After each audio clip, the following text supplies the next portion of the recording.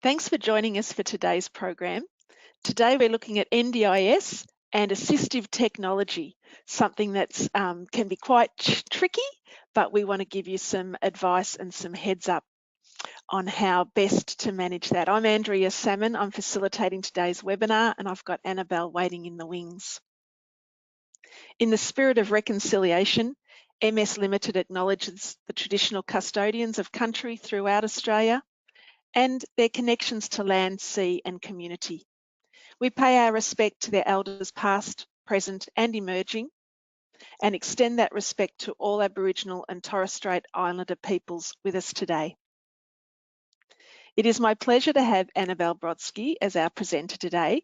Annabelle has worked with MS for a little while now, having started off in our employment support service and recently moved across to the NDIS occupational therapy service. So it's great that she's got a breadth of knowledge in a couple of areas that can potentially impact people living with MS. So Annabelle, it's great to have you with us today. Alrighty, what is assistive technology? Assistive technology are physical supports that can help you. It's something that you can do more easily or safely, and it can help with something you otherwise cannot do because of your disability. Some examples of assistive technology can include items such as a non-slip mat. This can assist you to move around your home safely, such as in the bathroom environment. Assistive technology can be special forks that can assist you to have more control when you're eating. Or we have higher risk assistive technology, such as a wheelchair or an adjustable bed, to improve your mobility or transfers. Now, what is assistive technology classification? So the NDIS classify assistive technology in the following categories and has a different process depending on which category the AT falls under. So there are two categories that NDIS use to determine the complexity of that technology, and that is risk and cost. As you can see, there are 2 risk categories and 3 cost categories. Now, assistive technology in relation to the risk classification. So AT can be grouped into 2 categories when we assess their risk. This is the low risk and high risk.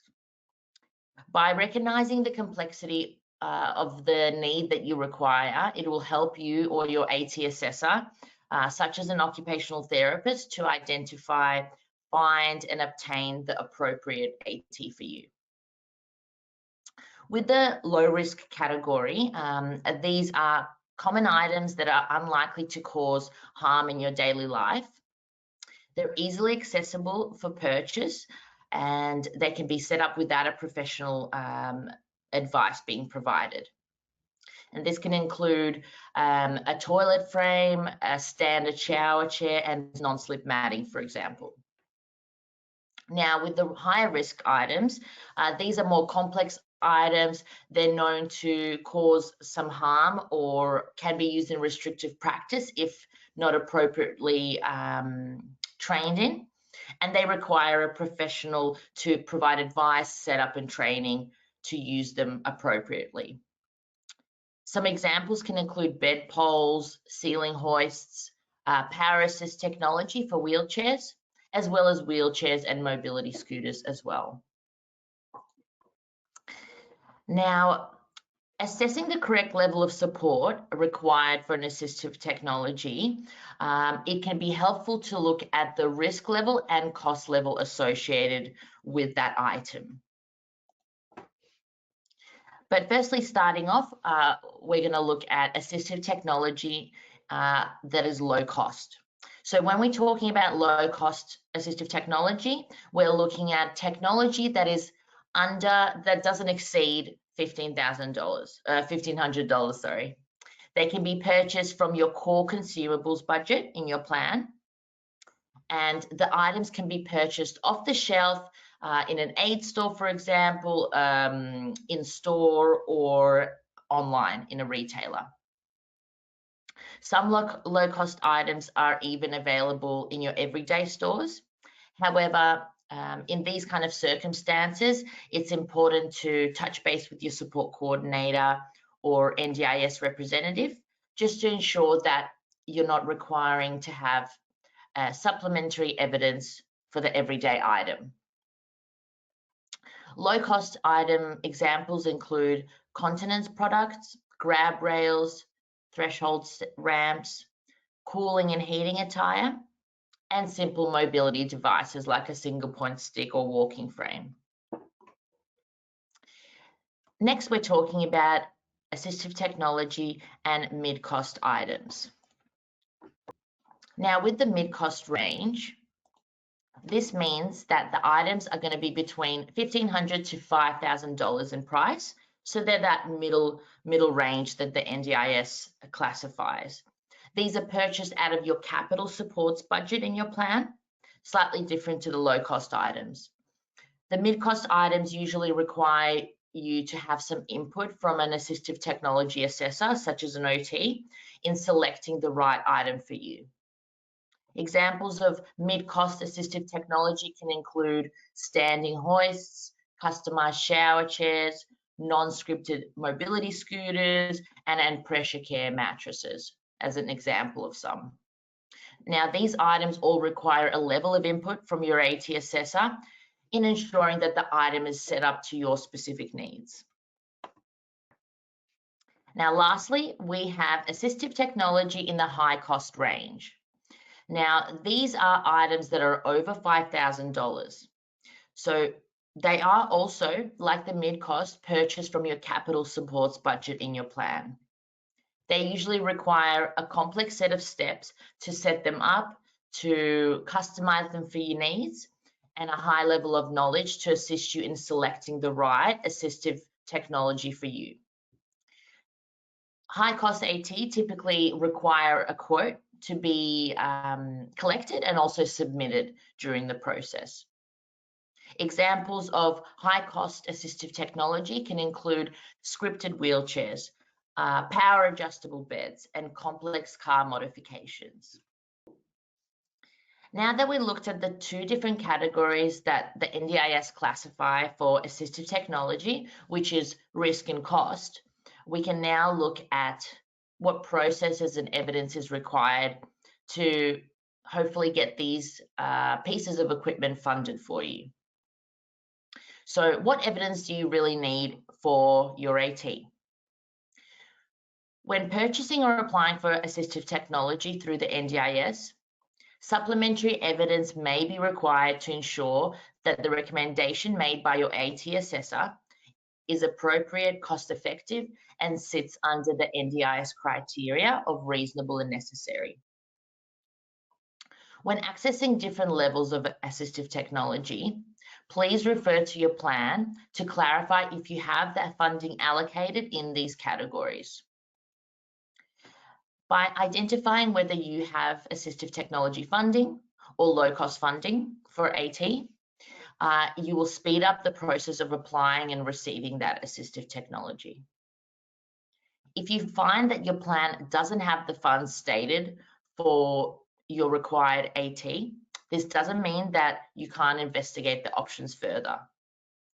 Please seek out an AT assessor, such as an occupational therapist, who can help you submit evidence and an application to access funds for that particular assistive technology device.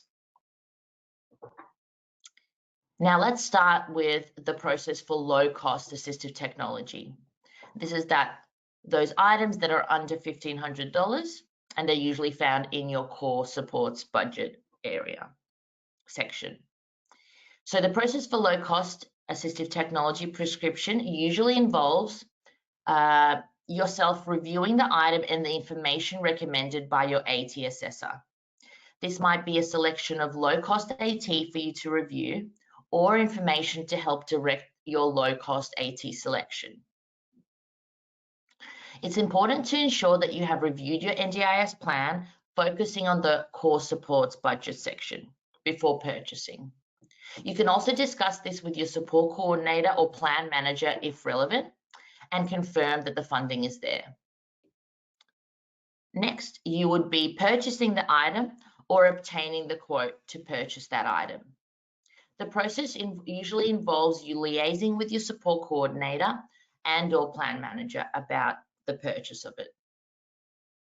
Following this, if you're required, a supporting letter may be necessary and a trial may be necessary. This can all be organised through working with your occupational therapist or AT assessor in providing you with that supplementary evidence. And lastly, you would then you would get the item delivered and the setup would occur, whether it be by yourself or getting assistance from the supplier to set it up. This would be the process for low-cost assistive technology prescription. The time frame for the funding approval for low-cost AT is estimated to be 7 to 10 days if you need a plan manager to approve the funds. Ideally, if you're self-managing, the process is much shorter and you may be able to use those funds pretty much immediately, but will depend case by case. Next is the process for moderate to high cost assistive technology. This is where it gets a little bit more complex. So prescription involves this type of pathway. First, you would review the item recommendations that your AT assessor, such as an OT, has provided to you. You would then also, at the same time, review your plan and have a look at your capital supports budget area. You would look into whether you have funding for moderate to high cost assistive technology. You can chat to your support coordinator if you're unsure of your plan details and just clarify whether the funding is available or not. If you don't have funding for this type of technology in your capital budgets section, you can then action an application to be developed. Before that happens, you would go on and trial appropriate assistive technology, usually in the consultation of an occupational therapist who will guide you with assisting of setup of the trial and analysis of how the trials go. By trialing the assistive technology, this will allow you to make the most effective and safe choice of AT in the mid to high cost range. If funds in your capital budget are available, you will then send the quote to your plan manager for review. But if there are no funds in your capital budget, an AT application needs to be completed.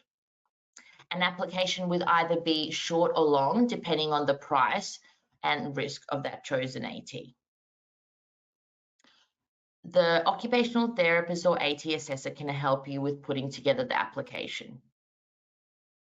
Once the application is completed and reviewed by you, it is then sent to the NDIS queries mailbox.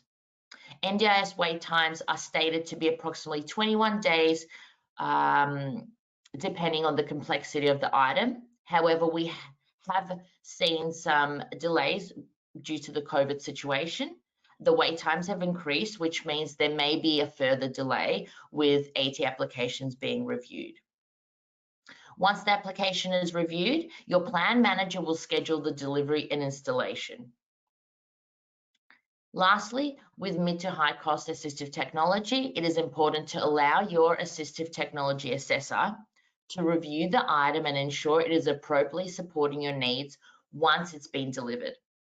The time at which we feel is an important time is when a client has the item already and we complete reviews ensuring that it's meeting their needs. Annabelle, can I ask a couple of questions now? Yeah, sure. Is that an appropriate time?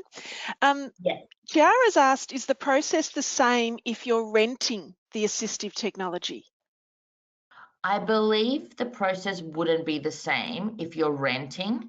From my understanding, renting funding would come from a different section, or there would be allocated funds for rental items. Okay. So some of the processes within that would be the same, in terms of reviewing information, trialing, if possible, some equipment, and then ascertaining which one you want to rent.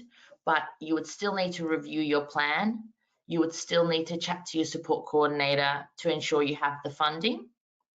But there would be no application to the NDIS to review for that AT because you're renting it. So from my understanding, it would be a shorter process. Okay, cool. And Lisa's wondering about beds, but I'm figuring it depends on the cost of the bed, that it's the cost of the item that determines whether it's a low cost or a high cost or a moderate cost. Yeah, so some low cost items under 1,500 still require an AT assessor to make an application because of their heightened level of risk.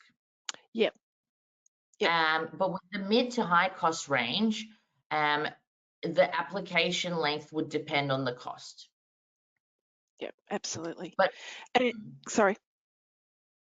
Did you want to say? Okay. And another question around a heat pack for pain management. Is that an appropriate thing to purchase through the AT budget?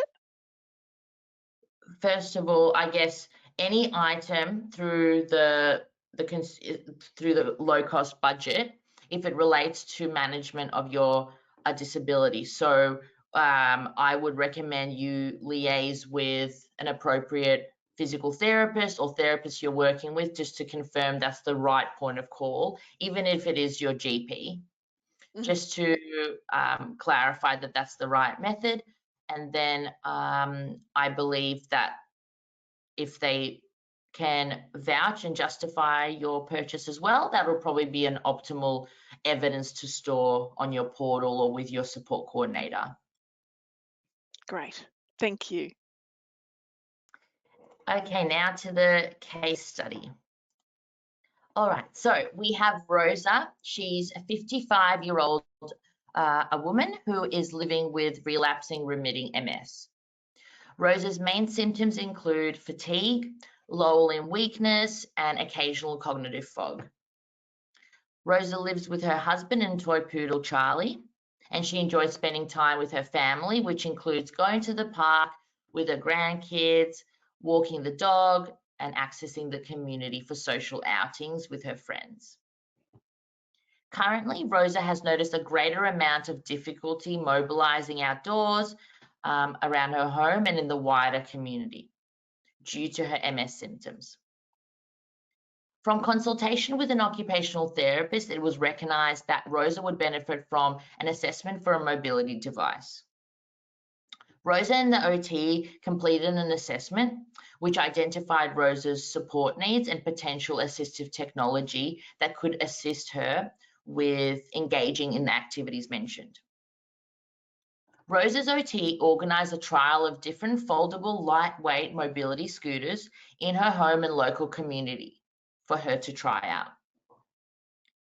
A decision was made for the appropriate mobility scooter, which took into account Rosa's preference and functional capacities in conjunction with OT clinical recommendations. Now, Rosa reviewed her NDIS plan with her support coordinator, and it was determined that Rosa didn't have funds allocated in her capital supports assistive technology budget. It was identified that an AT application needed to be submitted by an AT assessor, such as an OT. The OT drafted an NDIS AT application to request funding for that equipment. The client then reviewed the report and was happy for it to be submitted.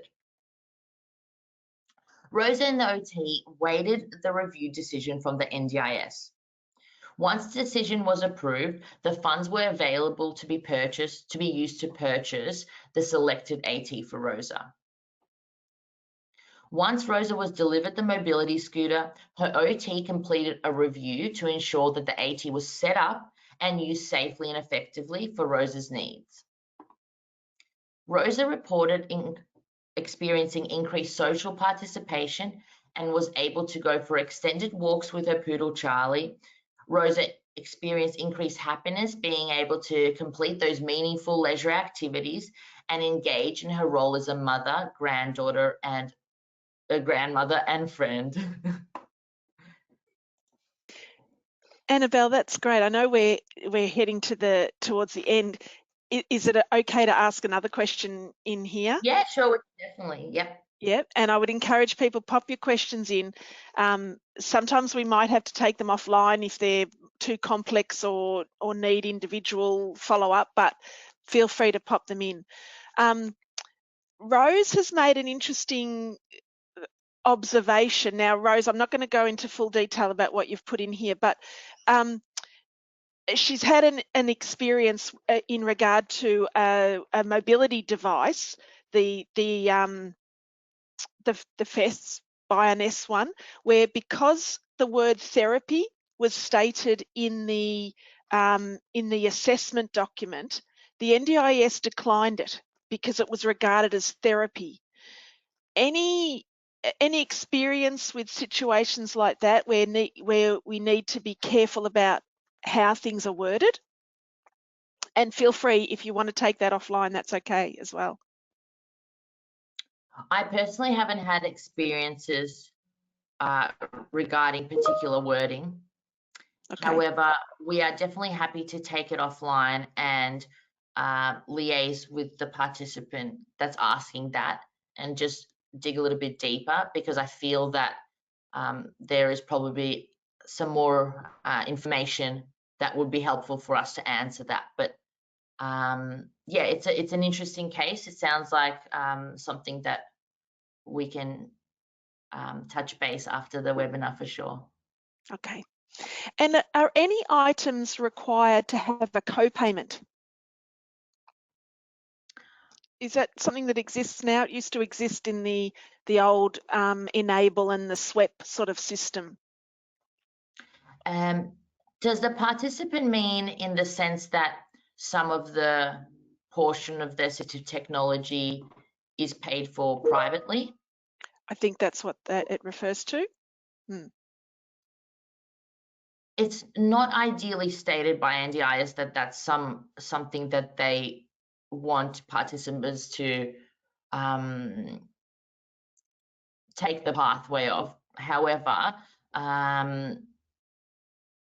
there are circumstances where if there is extra bits and pieces that you know, maybe are more cosmetic, or if the AT may be used by your partner, then maybe a co-payment would be justified.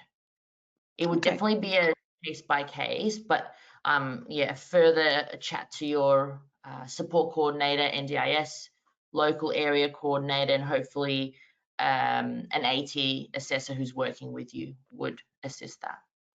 Great. And if people don't have a support coordinator, they would have a local area coordinator though, wouldn't they? Yeah, that's right. Everybody gets allocated a local area coordinator. Yeah, that's great. Cool. All right, so when looking to purchase assistive technology, we've formulated a few key tips and tricks to ensure that your process runs smoothly. So number one is consulting your supports. This means chatting to an AT assessor, such as an occupational therapist, a plan manager, and your support coordinator. They will have the expertise that can assist you with your assistive technology journey. All the queries and questions should be discussed with these parties to ensure that you have a smooth AT funding process is achieved. Next is to review your plan. Reviewing the sections of your plan that relate to AT funding is helpful to ensure that you have the funds available for these purchases.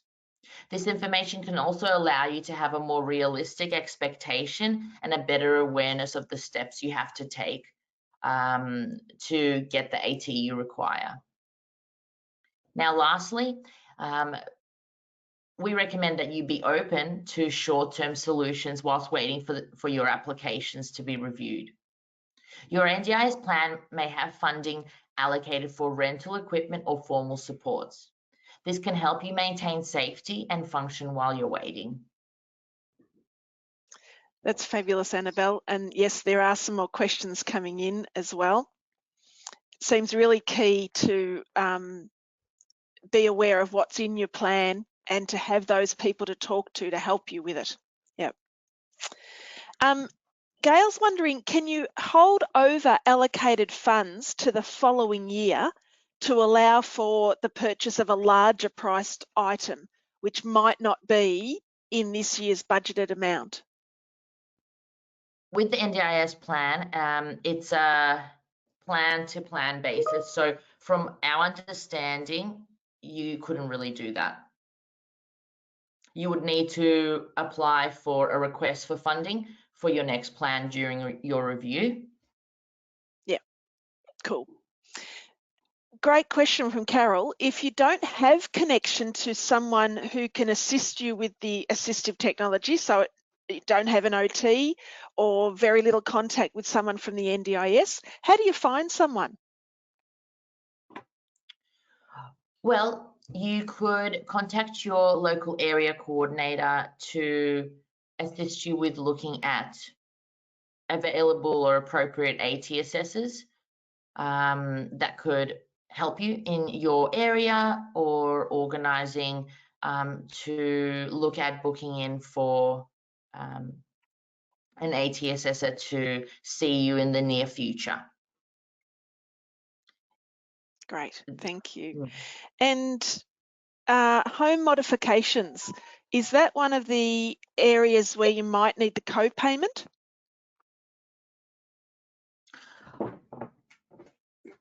So when we talk about co-payment, is the way I perceive that is some portions of the funding is privately paid for by the participant.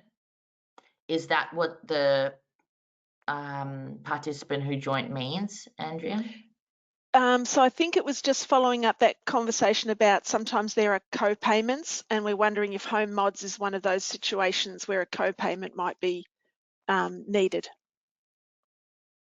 So it would need to be looked into case by case, but from my experience and our understanding, if there are certain portions of the home modification application that, for example, do not relate to you specifically or do not relate to your disability specifically, and the NDIS does not consider it reasonable necessary, you may make a co-payment where you privately pay for a portion of the quote. Yep. So that ties in with what you were saying about if it's part, I'm thinking the bathroom modification. You know, if there's part of the bathroom that is not specific to your disability and the rest of the family are going to be using it as well, then that might necessitate a co-payment. Yep.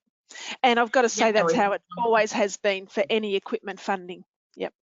Yeah, and if it's more cosmetic or you want some particular preference to something, then yes, I believe, you'll be able to pay for it. That's great. Kerry's wondering if you can give any examples of the short-term solutions while waiting for your assistive technology application to be approved. Like if you were waiting for a mobility scooter, is her example. Sure. So, for example, options can vary from renting out mobility scooters. Sometimes there's a possibility of even potentially trialing rental scooters and seeing which one works for you. You can work in conjunction with your AT assessor, OT, to find the right one. That will also involve reviewing your NDIS plan. So there's short-term solutions usually are grouped into alternative assistive technology to rent, or utilizing formal supports to assist you to do an activity before the equipment comes. So there may be a point in time while you're waiting for the AT to be approved where you may be getting some face-to-face assistance from a support worker to make sure you're safe doing an activity, but still able to do it. Or there's the option of the renting of the equipment to get you to still be independent while you're waiting. Great. Yeah, that's a great example. Yep. I'm also wondering, would that also apply? You might be able to rent a portable ramp until a permanent ramp could be put in, that kind of thing? Yeah, that's right. So there are a variety of solutions for, both assistive technology or that home modification section, where we can get a temporary ramp and temporary modifications to your home that can be removed once the actual structure is put in place. Yep, terrific. Terrific. I am going to encourage everyone, please pop in some more questions. I'll just go through some additional slides while you have a chance to type those in. So just a reminder really that we have a lot of support and services through MS so that you don't have to do these things alone. So feel free to always make contact in any way, whether it's by phone call, through the website or an email. We're here to help. We have a whole lot of other resources that you might have not already accessed. Hopefully you already have, but we've got podcasts, we've got the e-newsletter that comes out, we've got a webinar library with a whole lot of recorded programs that you can go back to at whatever time they're relevant to you and see what topics might be assistive and informative for you at the time. And just that reminder that we are here so that you don't have to face MS alone. And the 1-800 number for MS Connect. Yeah, okay, Rose, I'm not sure. That's a really great question. That following up that complexity of not having something approved, maybe there's that opportunity to rent something as an interim. So we might take that offline with you, Rose, and see what else could be suggested with that one. Deborah's saying she's been waiting over 6 weeks for her application to be approved, even with the funds in her plan. Is that normal, do you think, Annabelle? So we don't like to use the word normal because there's not a huge gold standard of ideally the normal, but NDIS does state the 21 days of review. Unfortunately, as we stated, COVID has really put a halt on how fast the applications are being reviewed. In saying that, from my experience, I have witnessed support coordinators or the client themselves, or potentially with their local area coordinator, calling the NDIS and chatting to them, alerting to them about the pending application. And at times there may be an escalation that can be actioned, depending on the circumstance and the urgency of the situation. But I would still say give it a go. Liaise with your support coordinator and LAC and see what you can do regarding that, especially if it's been a long time. Absolutely. I'm wondering, are you noticing that there's any delay in supply because of the COVID and all the import issues? Because that's happening in other industries. I'm going to make an assumption that's probably happening within aids and equipment as well. I guess at times, but we do work with suppliers who already in stock have the equipment in an ideal situation. However, there has been quite a bit of that delay with certain AT not being in stock and the delay of getting it there. But hopefully your AT assessor or OT can help navigate through that and potentially look at the best possible option and also discuss short-term solutions with you.